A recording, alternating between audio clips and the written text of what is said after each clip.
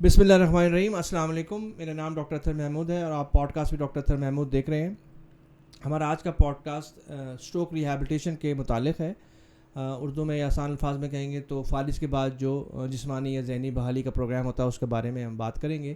اور آج کے ہمارے مہمان ہیں پروفیسر ارشد ملک صاحب. پروفیسر ارشد ملک جو ہے وہ آپ نے کچھ پروگرام پہلے دیکھا ہوگا, ڈاکٹر فرقان صاحب کے ساتھی ہیں اور اگین پی ایچ ڈی ہیں, اور he is working as a principal and professor of Riphah college of rehabilitation.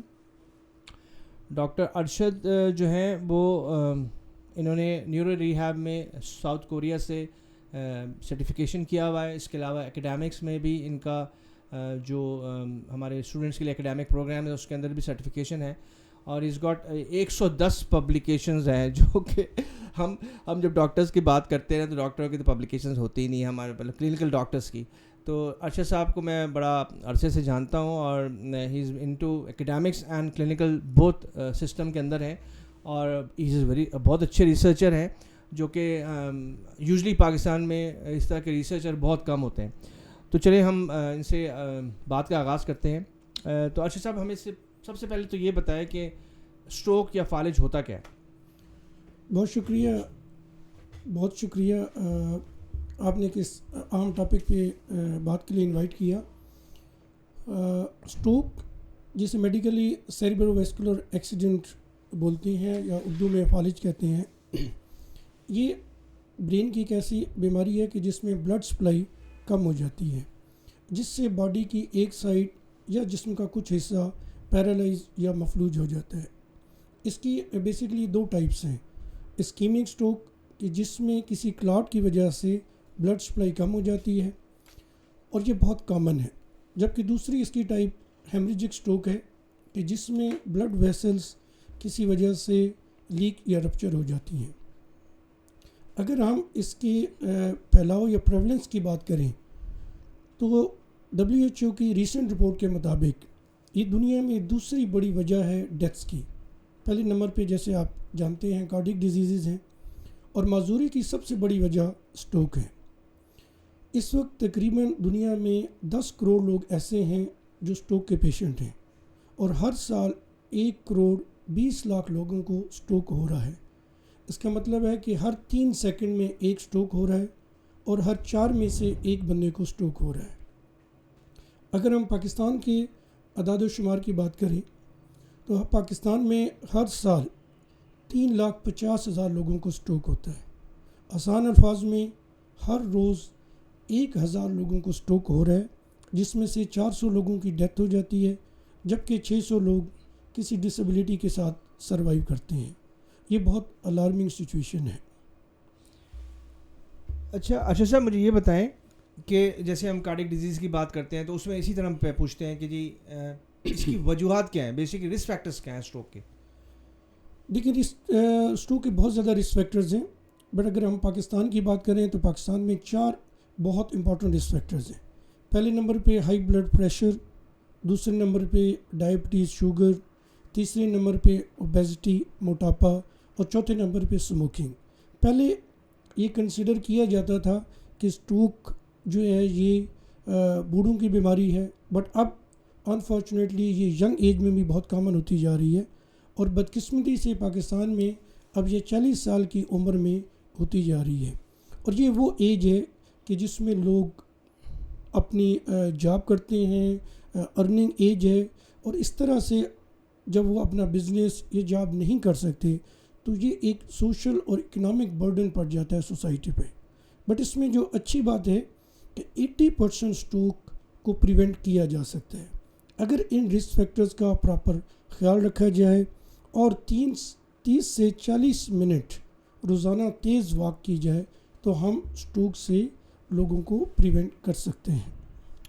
بہت شکریہ ارشد صاحب. بیسکلی بات وہی ہے کہ جہاں پہ ہم لائف سٹائل ماڈیفیکیشن اور رسک فیکٹرز کو ریڈیوس کرنے کی بات کرتے ہیں کارڈک ڈیزیز کے حوالے سے بھی, تو ہم اس کو بیسکلی ہم ڈیفائن کرتے ہیں سیریبرو ویسکولر ٹری, مطلب دماغ اور ہارٹ اور دوسرے جو ہماری دوسری شریانیں لمس کو جاتی ہیں, ٹانگوں پاؤں بازوؤں کو جاتی ہیں, ان سب کو ایک ٹری کو ہم کہتے ہیں سیریبرو ویسکولر ٹری.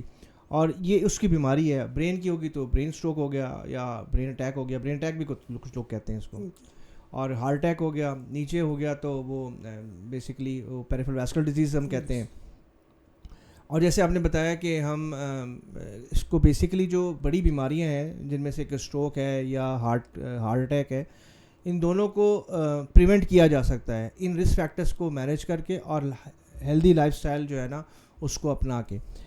اچھا مجھے یہ بتائیے کہ اسٹروک کا پریزنٹیشن دیکھیں, اس میں اصل میں جو اسٹروک کی سب سے امپورٹنٹ بات ہے وہ یہ ہے کہ اس میں ٹائم, جیسے ہارٹ اٹیک میں ہوتا ہے نا ٹائم, اسی طرح اسٹروک میں بھی ٹائم ہوتا ہے. اس کی بہت زیادہ امپورٹنس ہے کہ اسٹروک کو جو ہے نا جلد از جلد پتہ چل جائے اس کا کہ یہ اسٹروک ہو رہا ہے پیشنٹ کو. تو اس کی علامات کیا ہیں یوزول علامات؟ دیکھیں اس میں بہت سارے سائن ہوتے ہیں, بٹ 6 سائن ایسے ہیں جن کو ہم کہتے ہیں کہ یہ وارننگ سائن ہے, اور اس میں ہم اسے کہتے ہیں کہ B fast. So B for balance کہ پیشنٹ کا توازن یکدم خراب ہو گیا. ای فار آئی سائٹ کہ پیشنٹ کی بینائی کم ہو گئی. ایف فار فیس کہ پیشنٹ کا چہرہ یکدم ٹیڑھا ہو گیا. اے فار آرمز کہ پیشنٹ کے بازو میں ویکنیس ہو گئی. ایس فار اسپیچ کہ پیشنٹ کو بولنے میں کوئی مشکل ہو گئی. اور ٹی جو ابھی آپ نے کہا ٹائم ٹو کال ایمبولینس. سو جب بھی ان میں سے 6 میں سے کوئی ایک سائن بھی کسی کو نظر آئے تو فوراً ایسے پیشنٹ کو ہاسپٹل موو کیا جائے. ٹائم از دا کی ان اسٹروک مینجمنٹ. سو جتنا جلدی پیشنٹ کو ہاسپٹل لے کے جائیں گے اتنا ہی اس کا اچھا ٹریٹمنٹ ہوگا اور اتنی ریکوری اور پروگنوسس اچھا ہوگا. اب اسٹروک ڈیولپ ہو جائے تو پھر کچھ اور سمٹمز ڈیولپ ہو جاتے ہیں, جیسے اسپاسٹیسٹی ہے کہ جس میں آپ کے مسلز بہت ٹائٹ ہو جاتے ہیں, ویکنیس ہو جاتی ہے بازو کی اور ٹانگ کی. اسی طرح سے بیلنس کے پرابلم ہوتے ہیں, پیشنٹ بیٹھ نہیں سکتا, چل پھر نہیں سکتا, روزمرہ کی ایکٹیویٹیز نہیں کر سکتا, اور اس طرح سے پیشنٹ ڈپینڈنٹ ہو جاتا ہے.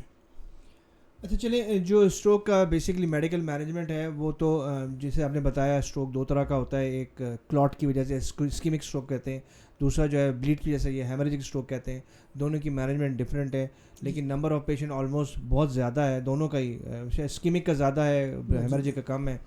تو آج کل یہ ہمارے بڑے ہسپتالوں میں اسلام آباد, پنڈی اور پاکستان کے بڑے ہسپتالوں میں بھی اس کی مینجمنٹ, جیسے ہم اسٹریپٹوکائنس اس کے لیے لگاتے تھے یا ٹی پی اے لگاتے تھے ہمارے اس کے لیے ہارٹ اٹیک کے لیے, تو اب انہوں نے کہا کہ 3 گھنٹے کے اندر مریض پہنچ جائے تو اور اس کے کوئی کانٹر انڈیکیشن نہ ہو, کوئی بلیڈنگ ہسٹریز نہ ہو تو کین بی مینیجڈ. اور اسی طرح ہیمریجک اسٹروک میں ہے, اگر ٹائم پہ پہنچ جائے تو یوزلی انویزیبل بلیڈ ہوتی ہیں تو وہ کلپنگ ہو سکتی ہے, اور خدا نخواستہ اگر اندر بلڈ جمع ہو جائے تو وہ بر ہول کے طریقے سے. دیٹ از اگین یہ سارا جو پریروگیٹو ہے وہ نیورو سرجن یا نیورولوجسٹ کا ہے, وہ اس پہ کبھی بعد میں ڈسکشن ہوگی. ابھی بھی کیونکہ ہم نے فوکس کرنا ہے اسٹروک ریہیب کے اوپر. تو ایک پیشنٹ کو اسٹروک ہو گیا اور اس کے بعد جو جیسے آپ نے بات کی کہ کیونکہ وہ ڈپینڈنس ہو جاتی ہے اور اس کو لوگوں کو پتہ نہیں ہوتا کہ اس کو کیسے مینیج کرنا ہے. میں ہسٹری پڑھ رہا تھا تو اس میں کیونکہ یہ کوئی 1620 میں پہلی دفعہ پتہ چلا تھا کہ اسٹروک ہوتا کیا ہے, کہ آرٹری جو ہے نا کلاگ ہو جاتی ہے کسی بھی وجہ سے. اور 1950 تک یہ سمجھا جاتا تھا کہ جو ہے نا پوسٹ اسٹروک پیشنٹ کو نا بہت زیادہ ایکٹیویٹی نہیں کرنی چاہیے. بہت حیرت کی بات ہے. اور پھر ایک اسٹڈی ہوئی تھی 1950 میں, انہوں نے ویسٹ میں ایک اسٹڈی کی جس میں پتہ چلا کہ جو پہلے 3 ویکس ہیں وہ اس میں ریکوری ہو جائے تو اچھی بات ہے, 6 ویکس کے بعد ذرا مشکل ہو جاتا ہے. لیکن ابھی جو ریسنٹ ایڈوانسمنٹ ہے یہ سارا بتائیں گے, وہ 1 سال کے بعد بھی بہت زیادہ ریہیبلیٹیشن یا ریکوری ہو سکتی ہے. تو ہمیں لیٹ اسٹارٹ, ہمارا جو بیسک پروگرام ہے اسٹروک ریہیب کو اب ہم کمپریہنسولی کور کریں گے. تو مجھے بتائیے پھر اسٹروک ریہیب ہے کیا؟ اسٹروک ریہیب ایک ایسا پروگرام ہے کہ جس میں ڈفرینٹ انٹرونشنس مل کے پیشنٹ کو ڈپینڈنٹ اور فنکشنل بناتے ہیں. جو پیشنٹ کے فنکشن لاس ہو جاتے ہیں ان کی ریکوری ہوتی ہے, اور اس طرح سے پیشنٹ ایک ٹیم میں اپنی کوالٹی آف لائف اس کی بہتر ہوتی ہے اور ایک ایکٹیو ممبر بن جاتا ہے سوسائٹی کا. یہ ایک ٹیم ورک ہے اور اس ٹیم میں ڈفرینٹ پروفیشنلز اپنا رول پلے کرتے ہیں. اس میں نیورو فزیشین اور فزیاٹرسٹ اسٹروک کے میڈیکل اسپیکٹس کو کور کرتے ہیں, فزیکل تھراپسٹ موبلٹی کو, موومنٹ ڈسفنکشن کو, بیلنس کو دیکھتے ہیں, گیٹ امپیئرمنٹ کو ٹرین کرتے ہیں, آکوپیشنل تھراپسٹ پیشنٹ کی ہینڈ ایکٹیویٹی اور فائن موٹر کنٹرول کو دیکھتے ہیں. اچھا صاحب تھوڑا سوری بیچ میں نا آپ کیونکہ ہم میڈیکل کے لوگ نا میڈیکل ٹرمنالوجی بہت استعمال کرتے ہیں نا, کیونکہ ہم لوگ چاہتے ہیں کہ ہمارا پروگرام ان لوگوں کو پہنچے جہاں تک وہ انگریزی نہ سمجھتے ہوں یا میڈیکل ٹرم نہ سمجھتے ہوں, تو کوشش کریں کہ جو ہم اردو میں یا کر سکتے ہیں ان چیزوں کو, جیسے سپوز جیسے اسپاسٹسٹی ہے, اسپاسٹسٹی کو پتہ نہیں کیا بولیں گے, ٹائٹنس بولیں گے, اکڑاؤ بولیں گے, کچھ اس طرح سے. یہ اردو میں کیا بولیں گے؟ اکڑاؤ. یس اکڑاؤ. ہاں تو مطلب یہ مشکل ہوتا ہے ڈاکٹر صاحب, یہ مشکل ہوتا ہے تھوڑا. ہاں چلیں ٹھیک ہے, آپ بتائیے. بالکل. سو اس میں پھر ہمارے پاس اسپیچ تھراپسٹ آتے ہیں جو کہ اگر کسی پیشنٹ کو بولنے میں مشکل ہو اور لینگویج امپیئرمنٹ ہو تو پھر وہ اسپیچ تھراپی کرتے ہیں. اسی طرح سے آرتھوٹکس اینڈ پروستھیٹکس جو کہ یہ اسسٹڈ ڈیوائسز بناتے ہیں, ان کا بھی رول ہے, وہ پرسکرائب کرتے ہیں اگر ہینڈ کے لیے اور فٹ کے لیے کوئی اس طرح کی اسسٹڈ ڈیوائس ضرورت ہو. کلینکل سائیکالوجسٹ بھی ایک پارٹ ہے اس ٹیم کا کہ اگر پیشنٹ کو کوئی سائیکولوجیکل ایشو ہوں تو وہ پھر اپنا رول پلے کرتے ہیں. سو یہ سارے لوگ ایک ٹیم میں اوور آل ایک کمپریہنسو ریہیب پلان دیتے ہیں جو کہ پیشنٹ کی فنکشن کو اور کوالٹی آف لائف کو امپروو کرتا ہے. میں اس کو تھوڑا سا آسان کر دیتا ہوں اردو میں, کہ جب فالج ہو جاتا ہے اور پیشنٹ کو یا مریض کو کسی طرح کا کمزوری, ویکنیس زبان کی, چہرے کی, بازو کی یا ٹانگ کی ہو جائے, تو اس کے لیے مختلف منوورز ہیں فزیکلی فزیوتھراپسٹ کے لحاظ سے. جیسے اسپیچ تھراپسٹ وہ ہوتا ہے جو کہ آپ کے جب زبان متاثر ہوتی ہے اس کو امپروو کرتا ہے, اس کو بہتر کرتا ہے. اسی طرح جو آپ نے ایسے ڈیوائسز کی بات کی, مطلب کہنے کے لیے کہ بازو نہ کام کرتا ہو یا ٹانگ نہ کام کرتی ہو تو ان کو وہ سپلنٹ لگایا جا سکتا ہے. اچھا مجھے یہ بتائیں کہ یہ تو پروفیشن آپ نے بتایا کہ اتنے سارے لوگ انوالو ہوتے ہیں تاکہ ایک جامع قسم کی پیشنٹ کی ریہیبلیٹیشن ہو. تو اب یہ بیسکلی جیسے ابھی بات ہو رہی تھی کہ یہ کتنا ارلی سٹارٹ کر دینا چاہیے. سے ایک مریض کو اسٹروک ہوا, اس کو دوائی ملی نہیں ملی یا سرجری ہوئی یا نہیں ہوئی, تو یہ تو پہلے دن سے سٹارٹ ہو جائے گا نا ریہیبلیٹیشن, تو اس کو کیسے آپ لے کے چلتے ہیں؟ دیکھیں تھوڑا میں چاہتا ہوں کہ ہم اس کو اس طرح سے ڈسکس کریں کہ ایکچولی برین کے لیول پہ کیا چیز ہوتی ہے. جو برین کے سیلز ہیں جن کو ہم نیورون کہتے ہیں وہ بہت سینسٹیو ہیں. اگر وہ انہیں 3 سے 4 منٹ تک بلڈ نہ ملے تو وہ ڈیڈ ہو جاتے ہیں, اور باقی باڈی کی طرح ان میں ایک ریجنریشن یعنی کہ دوبارہ اس طرح سے بننے کا عمل نہیں ہوتا, یعنی کہ دوبارہ نہیں بن سکتے. لیکن اللہ نے ہمارے برین میں اتنے زیادہ نیورونز ملینز میں ایسے رکھے ہیں جو کہ نارملی سائلنٹ یا ان ایکٹیو ہوتے ہیں. اگر برین میں کوئی انجری, اسٹروک یا کسی اور وجہ سے ہو جائے تو وہ ایکٹیویٹ ہو جاتے ہیں اور وہ ایک کولیٹرل پاتھ وے یعنی کہ ایک دوسرا راستہ سائنیپسز کا بنا دیتے ہیں کہ پیشنٹ وہ فنکشن دوبارہ سے ریگین کر سکتا ہے, اور اس پروسیس کو نیورل پلاسٹیسٹی کہتے ہیں جو کہ برین میں ہوتی ہے. اس کی 4 چیزیں بہت امپورٹنٹ ہیں. کہ پہلے یہ چیز ہے جو کہ اس کا ایک پرنسپل ہے کہ یوز اٹ اور لوز اٹ. اس کا مطلب یہ ہے کہ اگر آپ اپنے بازو کو یا ٹانگ کو استعمال کریں گے تو اس میں امپرومنٹ ہوگی.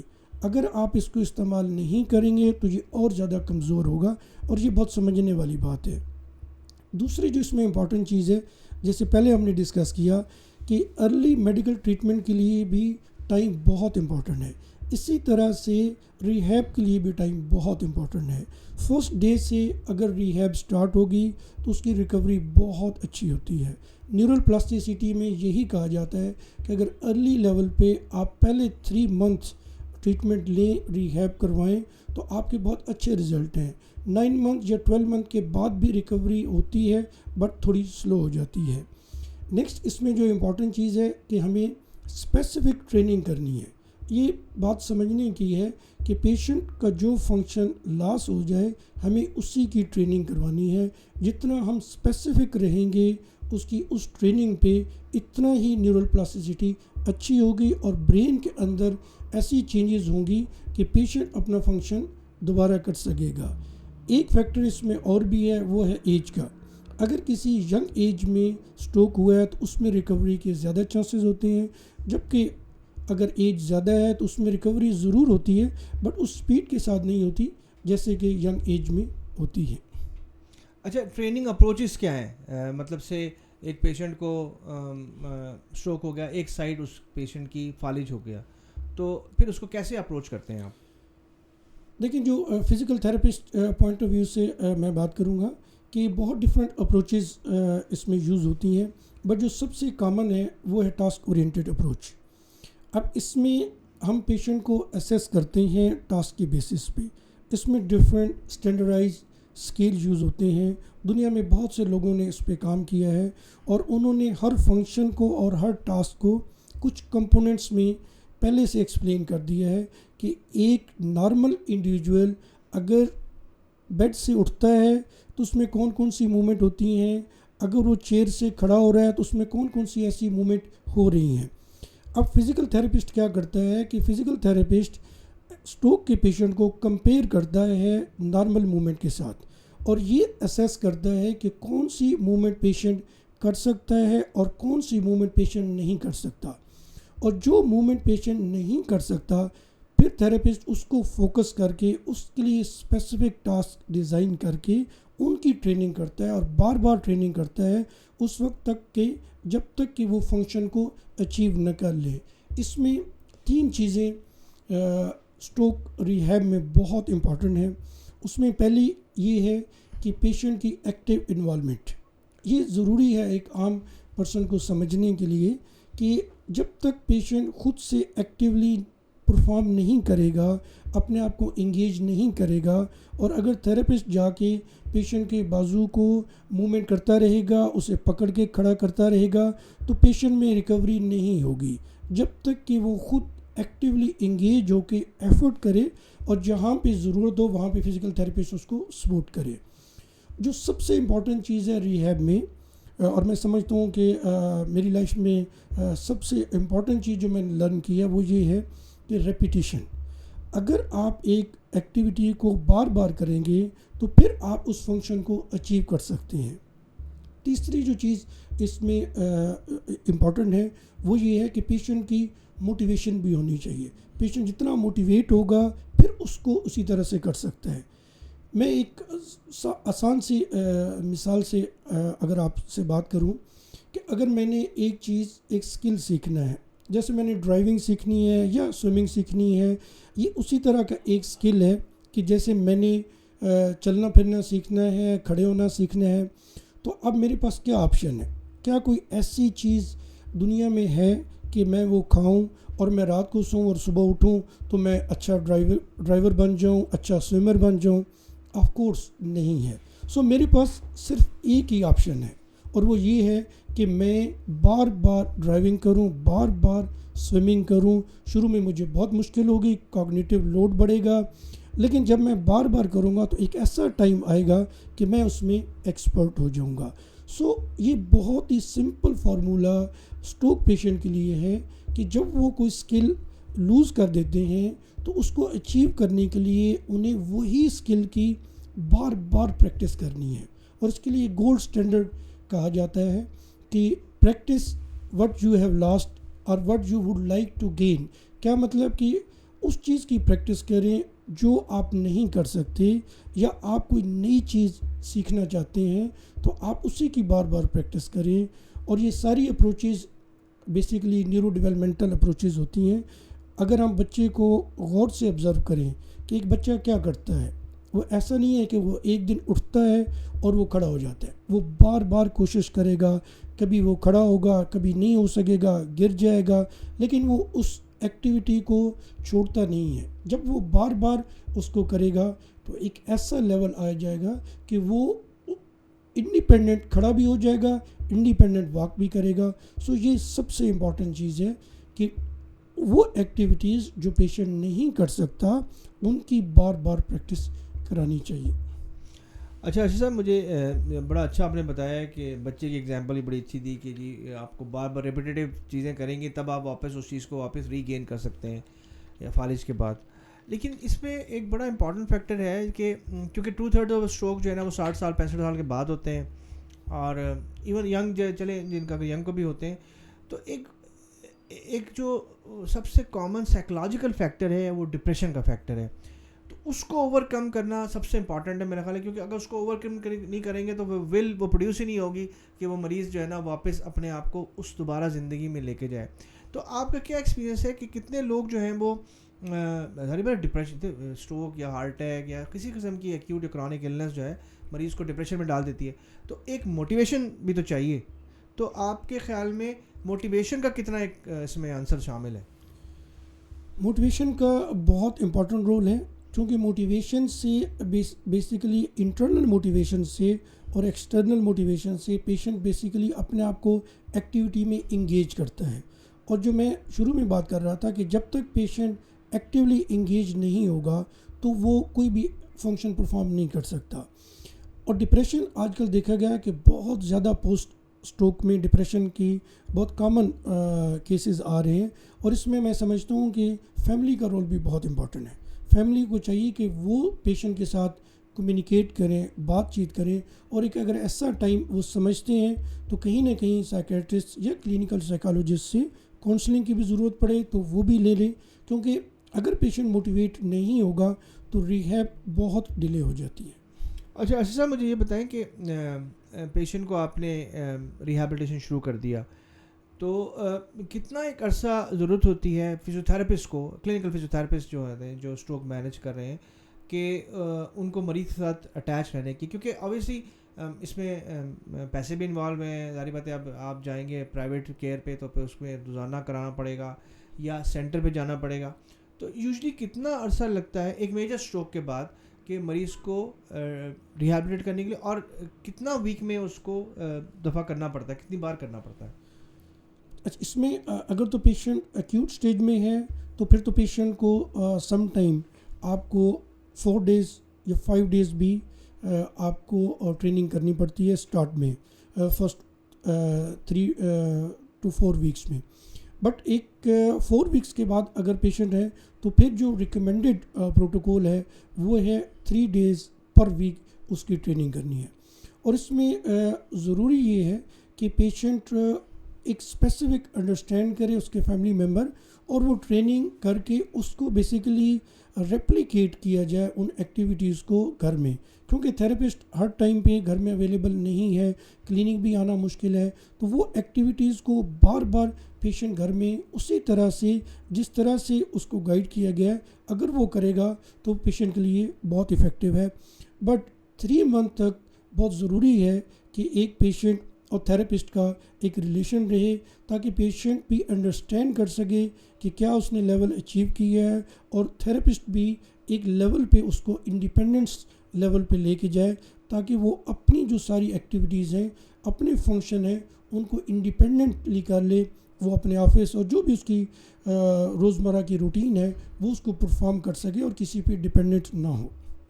اچھا صاحب, ڈاکٹر فرقان سے بھی بات ہو رہی تھی, وہ یہ کہہ رہے تھے کہ کیونکہ فزیوتھراپی پوسٹ اسٹروک جو ہے ریہیبلیٹیشن وہ اس صرف اکیلی اس سائنس سے آگے نکل گئی جہاں پہ صرف مسل کی موومنٹ یا جوائنٹ کی موومنٹ کی جاتی. تو اب کیا نئے انوویشنز ہیں, کیا نئی چیزیں ہیں اس کے اندر جس میں اسٹروک ریہیب کو جو کی جاتی ہے؟ بیسیکلی ایک چیز جو ٹریڈیشنل اپروچز میں ہم نے دیکھا کہ لیکنگ تھی, وہ یہ تھا کہ پیشنٹ کے لیے کوئی انسینٹیو نہیں ہے, مینس کہ پیشنٹ کے لیے موٹیویشن نہیں ہے. پیشنٹ اپنے آپ کو سمپل ایکٹیویٹیز میں انگیج کرنے کے لیے ہمیں بہت ایفرٹ کرنی پڑتی ہے. لیکن اب جب لیٹسٹ ٹیکنالوجی میں کچھ ایسی چیزیں آئی ہیں کہ انہوں نے پیشنٹ کو انگیج کرنا شروع کیا ہے. میں نے اپنی PhD بھی ورچوئل ریئلٹی پہ کی, ایکسر گیمنگ پہ کی ہے, اسٹروک کے پیشنٹ میں کی ہے. سو ورچوئل ریئلٹی, ایکسر گیمنگ, یہ گیمنگ کنسول آ گئے ہیں, ایکس باکس 360 بھی ہے, وی فٹ بھی ہے. یہ ایسے گیمنگ کنسول ہیں کہ اس میں پیشنٹ اسکرین سے باہر کھڑا ہو کے اس اسکرین کے اندر جو گیمز ہیں وہ خود پلے کرتا ہے. اس سے پیشنٹ کی ایک ایکٹیو انوالومنٹ بھی ہو گئی ہے, پیشنٹ اپنے آپ کو انگیج بھی کرتا ہے, اور جب وہ گیم کھیلتا ہے تو اس کی ڈفرینٹ ایکسرسائزز بھی ہو جاتی ہیں اور وہ فنکشن کو اپنے آپ کو امپروو کرتا ہے. بہت دنیا میں, پاکستان میں تو نہیں ہے, بٹ دنیا میں روبوٹس ہیں جو کہ ڈفرینٹ لیول پہ پیشنٹ کو اسسٹ کرتے ہیں اور فنکشن کو اچیو کرنے میں ہیلپ کرتے ہیں, گیئر ٹریننگ میں بہت ہیلپ کرتے ہیں. آج کل موبائل ایپس بھی ہیں, کچھ موبائل ایپس اردو میں بھی اویلیبل ہیں جو مانیٹرنگ کے لیے بھی ضروری ہوتی ہے. سم ٹائم کوگنیٹو امپیئرمنٹ کے لیے اور سم ٹائم اپنی واک اور ان بہت ساری ایکٹیویٹیز کو مانیٹر کرنے کے لیے موبائل ایپس بھی اویلیبل ہیں. سو لیٹسٹ ٹیکنالوجی نے ایک اسسٹنس پرووائڈ کی ہے کہ پیشنٹ کی انگیجمنٹ، ایکٹیو انوالومنٹ، اور اس سے پھر پیشنٹ جو ہے وہ اپنے آپ کو اور زیادہ انگیج رکھتا ہے اور موٹیویٹ بھی ہوتا ہے. اچھا ارشد صاحب، جو آپ نے بات کی ایکس باکس کی یا ورچوئل ریالٹی کی یا گیمنگ کی، یہ ہم ایسے اسٹریٹا کی بات کر رہے ہیں جو کہ ان کی مطلب ایک ایسا پاکستان جیسے ملک میں جہاں پہ پور اور لوور مڈل کلاس کا پرسنٹیج بہت زیادہ ہے، اور اب اسی ڈیولپنگ کنٹریز میں اسٹروک، ہارٹ اٹیک کے ریٹ انہی میں زیادہ ہیں. تو اس کے لیے کیا پھر آپ کے جو ریہیب سینٹرز ہیں اس کے اندر یہ فیسلٹیز ہوتی ہیں؟ کیونکہ گھر میں تو پرابلی شاید پریکٹیکلی نہ ہو کہ کوئی ایکس باکس ہر بندہ ایکس باکس خرید سکے یا گیمنگ کنسول خرید سکے. تو کیا جو آپ جہاں پر جاتے ہیں یا آپ جہاں سینٹرز میں دیکھتے ہیں تو وہاں پر یہ فیسلٹیز ہیں؟ جی لاسٹ یہ 6-7 ایئر سے ہم نے 2014 میں یہ پروجیکٹ اپنے ہاسپٹل میں اسٹارٹ کیا، اور اب ڈفرینٹ جو ہاسپٹلز ہیں جو شہروں میں اچھے کلینکل سیٹمز ہیں وہاں پہ انہوں نے یہ سسٹم لگایا ہوا ہے، اور وہاں پہ اسٹروک کے پیشنٹ جاتے ہیں، وہ اس طرح کی گیم کھیلتے ہیں. کیونکہ ایک چیز جو ہمیں ایک کنسرن جو کہ آتا ہے وہ یہ آتا ہے کہ فالو اپ نہیں ہوتا. پیشنٹ ایک دن ریہیب سینٹر میں چلا جائے گا اور پھر بعد میں اس کو فالو اپ نہیں کرے گا. سو اس طرح کی گیمنگ کے ساتھ جب وہ انگیج ہوتا ہے تو اس کا فالو اپ بڑھ جاتا ہے اور وہ اپنے آپ کو انگیج کرتا ہے، ایکٹیویٹ ہوتا ہے، اور پھر اس کا فنکشن پہلے سے بہتر ہوتا ہے. سو جو بڑے بڑے سینٹرز ہیں، ہاسپٹلز ہیں، وہاں پہ یہ سہولت اویلیبل ہے. لیکن یس آپ ٹھیک کہہ رہے ہیں کہ یہ ابھی ایسی چیز نہیں ہے کہ جو گھروں میں یا ریموٹ ایریا میں ایسی اویلیبلٹی ہو اس طرح کی اکوپمنٹ کی. لیکن یہ کیا جا سکتا ہے، مطلب یہ ہے کہ کیونکہ دیکھیں ہم لوگ یہ بیسیکلی ہر چیز ہمارا جو پوڈ کاسٹ سے ریلیٹڈ اویئرنیس سے ریلیٹڈ ہے نا. تو جیسے ہمارے ہاسپٹلس ہوتے ہیں، ریموٹ سینٹرز میں ہاسپٹلس ہیں یا کلینکس ہیں، یا جو نیورولوجی یا نیوروسرجری پریکٹس کر رہے ہیں وہاں پر، یا سرکاری ادارے ہیں، تو ان کو ایک ایسا سیٹ اپ جیسے فزیوتھراپی کا سیٹ اپ ہوتا ہے یوزلی، تو ان کو اس پہ بھی انویسٹ کرنا چاہیے. اور اب تو تھوڑا ٹیلی ریہیب کا بھی ہے کہ آپ اپنے مین سینٹر سے لوگوں کو انگیج کر سکتے ہیں.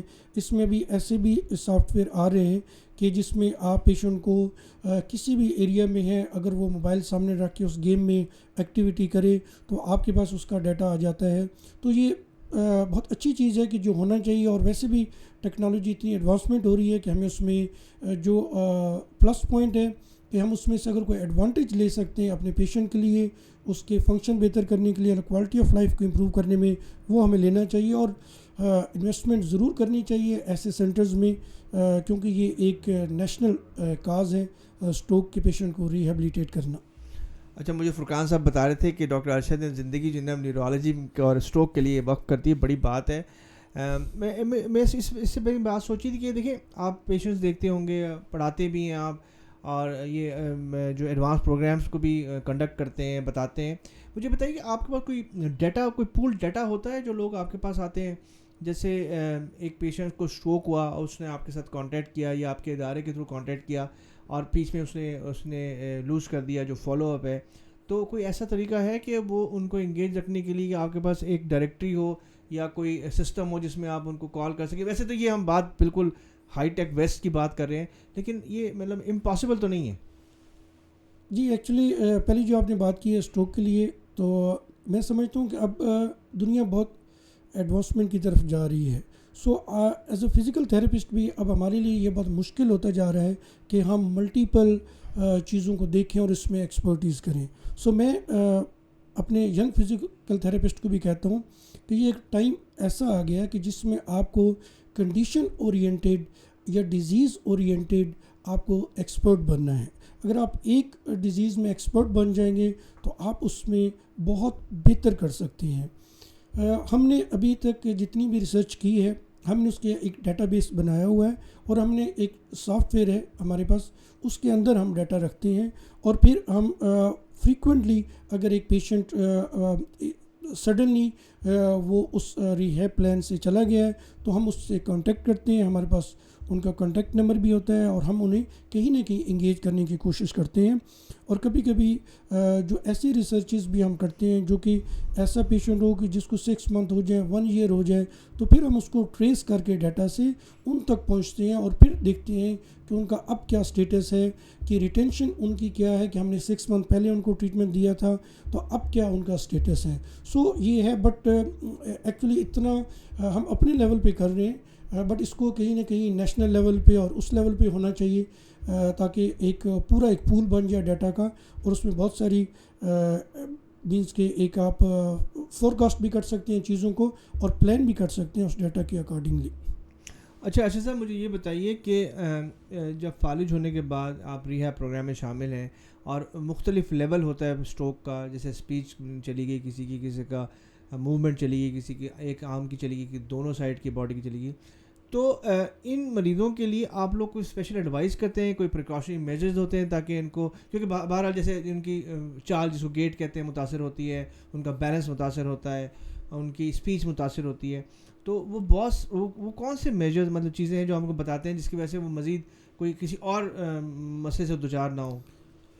یہ بہت ضروری بات ہے جو آپ نے امپورٹنٹ کوشچن کیا. اس میں جو میرا ایکسپیرینس یہ ہے کہ پیشنٹ کو بیسیکلی اویئرنیس نہیں ہوتی, اور اسی وجہ سے میں چاہتا ہوں کہ یہ اویئرنیس ہر اس لیول تک پہنچے. انفارچونیٹلی سب سے پہلے یہ ہوتا ہے کہ پیشنٹ اپنا پوسچر ٹھیک نہیں رکھتا, وہ اپنے ہاتھ کو ہمیشہ اپنی سینے کے ساتھ لگا کے رکھتا ہے, جو کہ ہم بالکل ریکمینڈ نہیں کرتے, کیونکہ اس سے اس کی اسپاسٹسٹی جو ٹائٹنس ہم پہلے بات کر رہے تھے وہ بہت بڑھ جاتی ہے. سو سب سے ضروری ہے کہ وہ اپنے ہاتھ کو اپنی باڈی سے تھوڑا دور کر کے رکھے تاکہ اس کے اندر وہ کنٹریکچر وہ ٹائٹنس نہ ڈیولپ ہو. سیکنڈ جو بہت امپورٹنٹ چیز ہے اسٹروک کے پیشنٹ میں وہ ہے شولڈر, کندھا. اکثر یہ دیکھنے میں آیا ہے کہ پیشنٹ کے گھر والے اور پیشنٹ کندھے سے کھینچتے ہیں, اور نارملی یہ ہوتا ہے کہ کندھے کے ارد گرد جتنے مسلز ہیں وہ ویک ہوتے ہیں, اور جس کی وجہ سے سم ٹائم سبلکسیشن یعنی کہ شولڈر جوائنٹ سبلکسیٹ ہونے کے چانسز زیادہ ہوتے ہیں, جوڑ نکل جاتا ہے, اور یہ بہت پینفل سچویشن ہم نے دیکھی ہے. لیکن اس کے لیے ضروری ہے کہ پیشنٹ شروع میں شولڈر کف کوئی ایک ایسی چیز استعمال کرے جس سے کہ مینس کہ کندھے کو سپورٹ مل سکے, اور کہیں بھی کسی لیول پہ پیشنٹ کو یا اس کے گھر والوں کو شولڈر سے پکڑ کے کھینچنا نہیں چاہیے.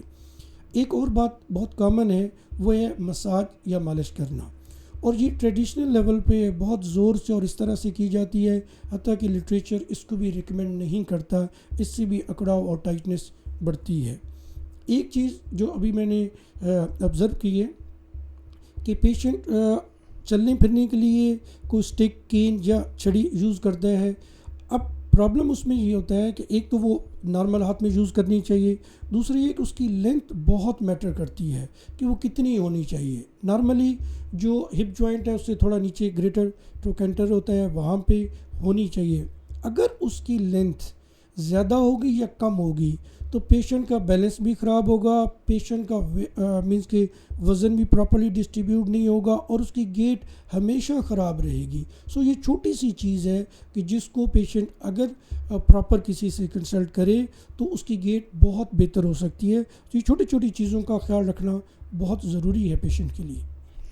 اچھا مجھے یہ بتائیں کہ ایک تو ہم نے بات ہو گئی کلینکل فزیوتھراپی کی بات ہو گئی, تھراپسٹ کی بات ہو گئی, ان کی پریکاشن میجرز کی بات ہو گئی, پروگرامز کی بات ہو گئی.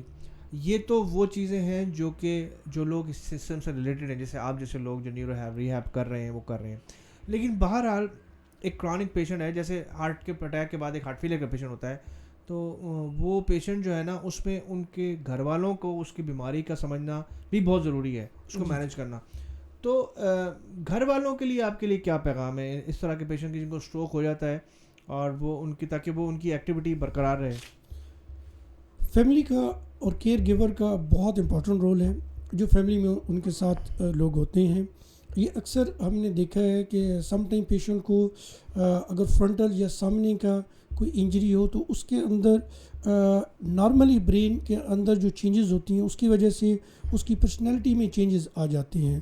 وہ کبھی انٹالرنس ہو جاتا ہے, غصہ زیادہ کرنا شروع کر دیتا ہے, جس سے اس کے گھر والے بہت ڈسٹرب ہوتے ہیں اور وہ غیر ضروری اس کے ساتھ الجھتے ہیں. سو ہم پیشنٹ کے گھر والوں کو یہ سمجھانے کی کوشش کرتے ہیں کہ یہ ایک بیماری کا حصہ ہے.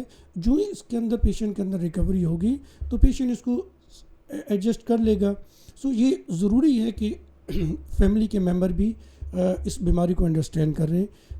پہلے بھی ہم نے ڈسکس کیا کہ پیشنٹ کو ڈپریشن سے اور موٹیویشن سے موٹیویٹ کرنے کے لیے فیملی کا بہت امپورٹنٹ رول ہے. فیملی کو چاہیے کہ پیشنٹ کو آئسولیٹ نہ کریں, پیشنٹ کے ساتھ کمیونیکیٹ کریں, اسے اس کی امپورٹنس بتائیں, کہیں نہ کہیں اس کی انٹرنل موٹیویشن کو انکریز کریں تاکہ پیشنٹ ایک ایکٹیو سوسائٹی کا ممبر بنے. سو یہ ساری چیزوں کو ضروری ہے کہ فیملی ممبر ایک بہت امپورٹنٹ رول ہے جو کہ اپنا رول پلے کر کے پیشنٹ کو نارمل لائف کی طرف لے کے آ سکتے ہیں. اچھا, اس میں ظاہر بات ہے کسی بھی کرونک, جیسے پہلے بات ہوئی, کسی بھی کرونک ڈیزیز میں پیشنٹ کو جو ہے نا وہ اس کی فیملی ممبرس کو, کیئر گیورس کی بڑی امپورٹنس ہوتی ہے. لیکن ہم نے اوور دا ایئرز اور دیکھا ہے کہ اس میں نا کیئر گیورس کی اپنی سائیکولوجیکل ہیلتھ بھی بڑی امپورٹنٹ ہے, کیونکہ ایک تو آدمی سے ایک نارمل آدمی کو اپنے آپ کو مینیج کرنا آج کل کے ٹائم میں مشکل ہوتا ہے, اور اس نے ایک کانسٹنٹلی ایک ایسے پیشنٹ کو دیکھنا ہے جو کہ بچے کی طرح ہے, بیسیکلی نا ٹیکنیکلی بچے کی طرح ہے, اس کو مینیج کرنا ہے. تو جو کیئر گیورز ہوتے ہیں اور یہ جو فیملی ممبرز ہوتے ہیں, جیسے آپ نے بات کی, ان کی اپنی ہیلپ بہت امپورٹنٹ ہے, لیکن ان کی اپنی موٹیویشن بھی بڑی امپورٹنٹ ہے. جی ظاہری بات ہے, اس میں بہت زیادہ آج کل اسٹڈیز ہو رہی ہیں. بہت سارے ایسے کیئر گیور ہیں, اسپاؤس ہیں جو فیملی ممبرز ہیں, ان کو بھی یہ دیکھنے میں آیا کہ ان میں بھی ڈپریشن اور اس طرح کی چیزیں, اسٹریس کامن ہو رہا ہے. سو میرے خیال میں یہ الحمدللہ اگر ہم پاکستان کی بات کریں تو یہاں پہ یہ جو ایک فیملی سسٹم ہے اس کے اندر یہ بہت ساری چیزیں جو ہیں وہ مینیج ہو جاتی ہیں کہ آپ آئسولیٹ نہیں ہوتے. جہاں پہ اگر آپ 2 فیملی ممبر رہ رہے ہیں اور وہ ایک بالکل آپ پہ ڈپینڈنٹ ہے تو آپ آف کورس ایک ٹائم کے بعد ہو جائیں گے. پر جو جوائنٹ فیملی کنسیپٹ ہے اس میں بہت ساری چیزیں مینیج ہو جاتی ہیں, اور آف کورس اس طرح کی لیول پہ ضروری ہے کہ سوشل سپورٹ بھی ہو, سائیکولوجیکل سپورٹ بھی ہو, جو کہ اسپیشلی کیئر گیور کے لیے بھی ہو. اور انفارچونیٹلی ہمارے پاکستان میں کوئی اس طرح کا سسٹم نہیں ہے کہ جس میں پیشنٹ کے کیئر گیور کے لیے بھی کاؤنسلنگ کا میکنزم ہونا چاہیے, جو کہ بہت ضروری ہے. کیونکہ اگر کیئر گیور خود موٹیویٹ ہوگا, خود ایکٹیو ہوگا اور اس کی اپنی جو ہیلتھ ہے وہ سپورٹ کرے گی تو وہ پیشنٹ کو سپورٹ کرے گا. سو میرے خیال میں یہ بھی بہت امپورٹنٹ فیکٹر ہے اور اس سے بھی ایڈریس کرنے کی ضرورت ہے. اچھا چلیں, بہت شکریہ آپ کا, آپ نے بہت ہی کمپریہنسو اسٹروک ریہیبلیٹیشن پہ, نیورو ریہیبلیٹیشن پہ بتایا. آپ کی لوگ بڑی تعریف کرتے ہیں نیورو کے حوالے سے, اور یہ آپ کی بات بڑی زبردست ہے کہ جیسے ہم بھی کہتے ہیں کہ کیونکہ زمانہ اسپیشلائزیشن کا ہے کہ جنرل سے آگے اب نکلنا چاہیے. اور ابھی میں بہت سارے بچے دیکھتا ہوں جو نیورو ریہیب میں, کارڈک ریہیب میں اور بھی جو دوسری ریہیب میں جا رہے ہیں. اب ہم ایز اے کمیونٹی بات کرتے ہیں کہ آپ کا کیا میسج ہوگا, کہ جو ٹیک ہوم میسج سے کہہ لیں آپ اس کو اس پوڈ کاسٹ سے, کہ نیورو ریہیب کے حوالے سے, پوسٹ اسٹروک مینجمنٹ کے حوالے سے, اور ایک جنرلائز کمیونٹی کے, کیونکہ دیکھیں جو جیسے آپ نے ایک پیشنٹ کو اسٹروک ہو گیا, ایسے ینگ پیشنٹ کو, اس کی مالی وسائل, اس کی خاندانی, اس کے فیملی کے مسئلے, اس کے بچوں کے مسائل, یہ تو اس کی فیملی کے ساتھ ہو گیا نا. تو پہلے تو جیسے ہم کارڈیالوجی میں بھی بات کرتے ہیں کہ پہلے تو ہوگی پریونشن, ٹھیک ہے, تو ذرا تھوڑا سا اس کے بارے میں ہمیں میسج دیں, لوگوں کو میسج بتائیں کہ ایون جو لوگ بیٹھے ہوئے ہیں یہاں سے دور بیٹھے ہوئے ہیں, گاؤں دیہاتوں میں بیٹھے ہوئے ہیں, کہ اس چیز کو کیسے مینیج کیا جائے, کیسے پریونٹ کیا جائے, کیا کوپ کیسے کیا جائے, اور آگے آپ کیا سوچتے ہیں اس بارے میں؟ بہت شکریہ. اس میں پہلے تو میں ایک میسج آپ جیسے لوگوں کے لیے بھی ہے کہ اب ضرورت اس کی ہے کہ ہمیں ایک کمپریہنسو اسٹروک ریہیب ڈیولپ کرنی چاہیے. پشاور میں ایک سینٹر ہے پیراپلیجیا جو اسپائنل کارڈ انجری سے ریلیٹڈ ہے. انفارچونیٹلی ہمارے پاکستان میں کوئی بھی ایسا سینٹر نہیں ہے جو کمپریہنسو اسٹروک ریہیب ہو, کہ ایک چھت تلے یہ سارے پروفیشنل ہوں جن میں ان پیشنٹ بھی ہوں اور پیشنٹ کو ایک کمپریہنسو اسٹروک ریہیب پرووائڈ کی جائے تاکہ پیشنٹ جلد سے جلد اپنی کمیونٹی میں جائے اور ایک ایکٹیو ممبر کے طور پہ کام کرے. سیکنڈ جو میں ایسے لوگوں کے لیے کہوں گا کہ جن لوگوں کو رسک فیکٹرز ہیں ان کے لیے ضروری ہے کہ وہ اپنی جو میڈیکل سائڈ ہے اس کو ضرور پراپرلی ایڈریس کریں اور 30 to 40 منٹس کی ڈیلی جو ہے وہ برسک واک ضرور کریں. اور وہ پیشنٹ جو کہ اسٹروک کے پیشنٹ ہیں, جو کسی کے جاننے والے یا کسی کے جو خود سن رہے ہیں, ان کے لیے یہ ہے کہ آپ اور بھی بہتر ہو سکتے ہیں. آپ ایسی ایکٹیویٹیز سٹارٹ کر دیں جو ٹاسک اورینٹیڈ ہوں, جو کہ آپ خود کرنا چاہتے ہو, جو نہیں کر سکتے ان کو کریں. آپ کسی ایکسپرٹ سے کنسلٹ کر کے ایڈوائز لے کے اپنے گھر میں ایک ایسا پلان کریں کہ آپ ان ایکٹیویٹیز کو کریں. جب آپ ان ایکٹیویٹیز کو بار بار کریں گے تو آپ ایک لیول پہ اس فنکشن کو اچیو کر لیں گے. 2 چیزیں بس لاسٹ میں ہیں کہ اگر سب سے امپورٹنٹ چیزیں ہیں, ایک ہے ٹائم. وہ ٹائم امپورٹنٹ ہے آپ کے میڈیکل ٹریٹمنٹ کے لیے بھی, اور وہ سیم امپورٹنٹ ہے آپ کی اسٹروک ریہیب کے لیے. جتنی جلدی آپ میڈیکل ٹریٹمنٹ لیں گے اتنا پروگنوسس اچھا ہوگا, اور جتنی جلدی آپ ریہیب لیں گے آپ کے فنکشنل آؤٹ کم اچھے ہوں گے. اور دوسری بات جو میں اکثر کہتا ہوں کہ ریپیٹیشن ہے. آپ نے دنیا میں کوئی بھی اسکل سیکھنا ہے, کوئی بھی نئی چیز سیکھنی ہے, آپ کے پاس کوئی شارٹ کٹ نہیں ہے. آپ کے پاس صرف ایک ہی فارمولہ ہے, اور وہ ہے کہ آپ اس کام کو بار بار کریں. آپ بار بار کریں گے تو آپ ایک لیول پہ اسکل اچیو کر لیں گے اور ایکسیلنس اچیو کر لیں گے. جزاک اللہ. بہت شکریہ پروفیسر ارشد صاحب, بڑا مزہ ہے آپ سے بات کرنے, اور آپ نے آخر میں بات کی نا کہ سینٹرز ہونے چاہیے. یس, اصل میں نا ہمارا وہی والی بات ہے کہ رن آف دا مل ہاسپٹلس ہیں, رن آف دا مل کلینکس ہیں, ڈسپینسری ہیں, اور out of the box thinking نہیں ہے. اسٹروک کا پیشنٹ یا کارڈک فیلئر کا پیشنٹ یا کسی اور کرونک ڈیزیز کا پیشنٹ, وہ بھی جنرل ہاسپٹل میں, لیکن اگر ہم جو بیسیکلی اس سے ریلیٹڈ ہاسپٹل یا سیٹنگز ڈیولپ کریں جہاں پہ انڈر ون روف, ایک چھت کے نیچے مریض کو ہر چیز اویلیبل ہو. میں کئی دفعہ سوچتا ہوں بیچارے, دیکھیں ایک تو بیماری آتی ہے یوزلی بڑھاپے میں, کسی بھی قسم کی بیماری, پھر وہ بیچارے سردی گرمی میں ہسپتالوں میں, ڈسپینسریوں میں, کلینکس میں جاتے ہیں. ہمارے پاس سوشل سسٹم اسٹرانگ نہیں ہے کہ ہماری کوئی نرس یا کوئی جونیئر ڈاکٹر یا کوئی کیئر گیور یا کوئی والنٹیئر جا کے گھر پہ دیکھ لے. تو یہ اب سسٹم ابھی تک یہاں پر ڈیولپ نہیں ہوا. ہمیں چاہیے کیونکہ ہمارا انڈر ڈیولپنگ کنٹریز میں بھی سارا سسٹم تو ایسا ہی ہے نا, اور جبکہ ہماری ڈیزیز زیادہ ہیں. ہمارے میں پڑھ رہا تھا کہ اسٹروک ہمارے پاس زیادہ ہے, باہر کم ہے, ڈیولپ میں کم ہے.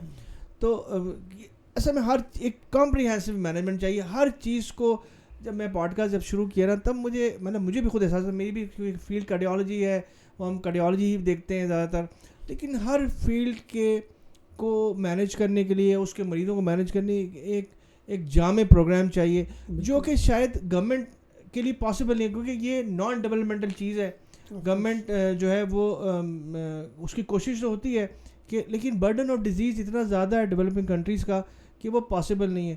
تو جیسے برن سینٹرز کی کمی ہے, یہ ریہیب سینٹرز کی کمی ہے, ایون یہ جو دوسرے ریہیب ہوتے ہیں ہمارے ڈرگ ابیوز کے ریہیبس کی کمی ہے, اسپیشلائز سینٹرز جہاں پر کرونک ڈیزیز یا پوسٹ سرجیکل یا پوسٹ ٹراما ہیڈ انجریز جہاں پر ہوتی ہیں ان کی کمی ہے. تو یہ ہمیں ایز اے قوم جو ہے نا سوچنا پڑے گا, جہاں پر ہم انویسٹمنٹ کرتے ہیں تو یہ ایک انویسٹمنٹ جو ہے نا لوگوں کو کرنی چاہیے اس سسٹم کو ڈیولپ کرنے کے لیے. اور انشاءاللہ کبھی یہ ٹائم آئے کہ لوگ جو ہے نا ہمارا ایسا سسٹم ڈیولپ ہو جائے کہ والنٹیئر گھر جا کے دیکھ لے. وہ بیچارے بوڑھے, دیکھیں ہمارے پیرنٹس بھی, آپ کے پیرنٹس بھی, وہ کدھر سے اتنی سردی, ابھی جو سردی اسلام آباد میں پڑ رہی ہے, اٹھ کے آنا. ایک اسٹروک کا پیشنٹ ہے, وہ اس ٹائم کون آ سکتا ہے, وہ پرانا کوئی پیشنٹ ہو, اس طرح کارڈیک پیشنٹ ہے, گیسٹرونٹولوجی کا پیشنٹ ہے. تو ہمیں نا یہ بہت اوپر جا کے سوچنا پڑے گا کہ اس چیز کو کیسے مینیج کیا جائے.